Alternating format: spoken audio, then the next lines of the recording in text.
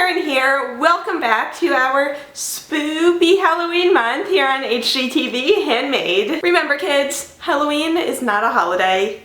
It's a lifestyle. So today I have 5 small Halloween projects for you, which would be perfect to keep on your desk to bring a little bit of Halloween flair to your calculus homework or to your studying of this old advertising book, because this is the type of thing I own. These are perfect if you don't want to decorate your entire house, but you still want to bring just a little bit of Halloween into your life. So our first project actually brings us back into the kitchen because it's a really fun way to creep out your coworkers with what you're drinking. We are making ice cubes with some spiders and skulls in them to give your drinks a little bit of Halloween flavor. So I started by looking online because I wanted to find out how to make perfectly clear ice cubes so that we can see all the little toys that we're putting inside. It turns out the trick is to use filtered water, and so you bring it to a boil and then you let it cool down and then you bring it to a boil again, and then you use that water to carefully fill up your ice cube trays. Now when it comes to the toys that we're putting inside them, I found these cheap kids party favors at the craft supply store. I'm just going to cut off the ring so that we're left with just plain spiders and bats and skulls. And of course you should wash these before you put them into anything you will actually be drinking. So once your ice cube trays are filled up,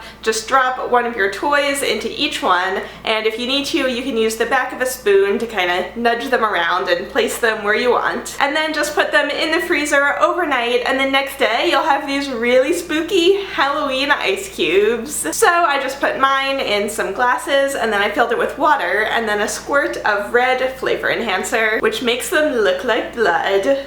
Well, very watery blood. Confession, the small ice cubes actually melted while I was getting all of these shots, but I still think it looks really creepy just having the skulls kind of floating around by themselves in there. Spider water.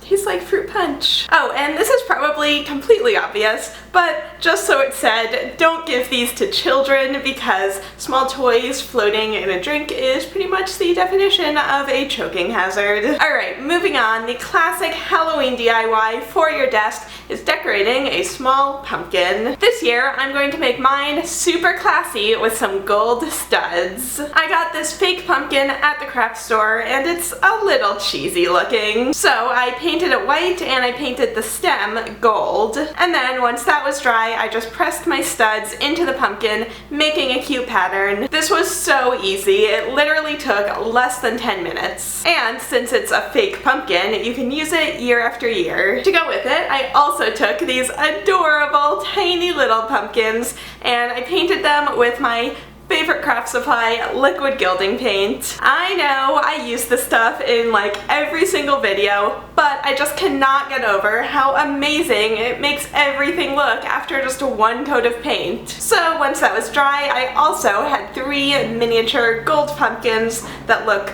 way more expensive than they actually are. Next we have something that's actually kind of useful for studying, and it is a black and gold quill pen. Nothing will get you in the mood more than writing with a giant feather. You might also feel a little bit like a pirate, but it goes with our decor, so stick with me. So to make these, you'll need some large black feathers and some liquid gilding paint. It's literally as simple as just using a paintbrush to paint on whatever design you like. I did one where I just painted the top to get kind of a gold dipped look, and then I did one where I painted the entire thing and I got this gorgeous texture, and then one where I painted a little bit lighter and so more of the black feathers showed through. So once you're done painting, you can use these as they are, just as decorations, or you can grab a pen, take it apart so that you just have the ink cartridge, and this is actually going to fit right into the stem of the feather, but it's a little long, so just cut it down to size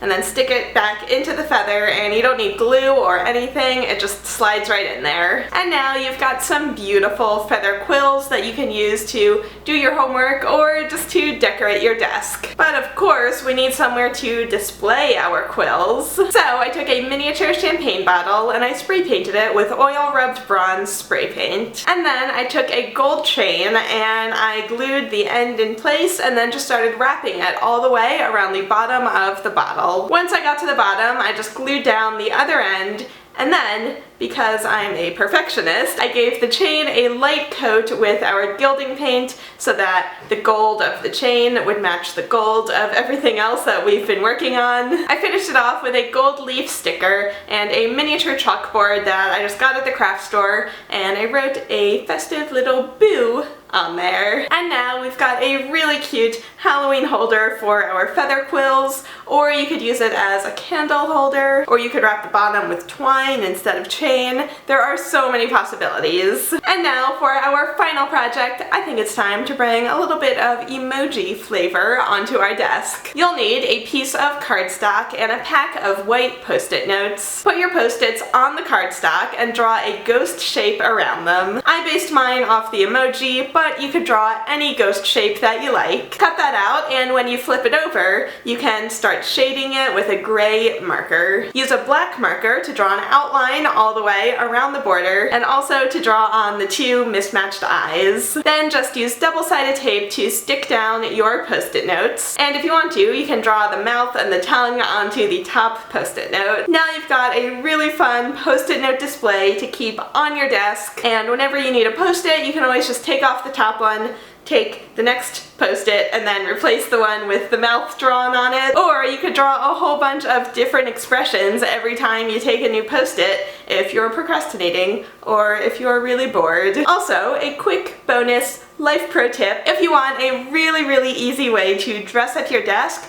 just replace your scotch tape with some fun patterned washi tape. So I hope you guys liked those fun Halloween desk decor projects. I know that not everyone has the time and the resources to decorate their entire house, so just doing your desk is a fun way to bring a little Halloween spirit into your life. So let me know in the comments which one was your favorite project, or if you have any other Halloween decorations that you like to make. So if you want to learn how to make that jack-o'-lantern candy bowl that was in the background, I actually showed you guys that project in Monday's video, where I showed you a bunch of no-cook Halloween treats. If you want to make the other gold pumpkin that had that really cool texture on it, I actually made that by spray painting over a pair of fishnet tights. I show you how to make that in my video from last year on my main channel. Or if you want more gold-dipped feather ideas, Julia did a similar project last year, but she turned hers into jewelry. So make sure you stay tuned until Friday, when I'll have a DIY costume video with special guest Tessa Netting. Make sure you're subscribed so you don't miss that, and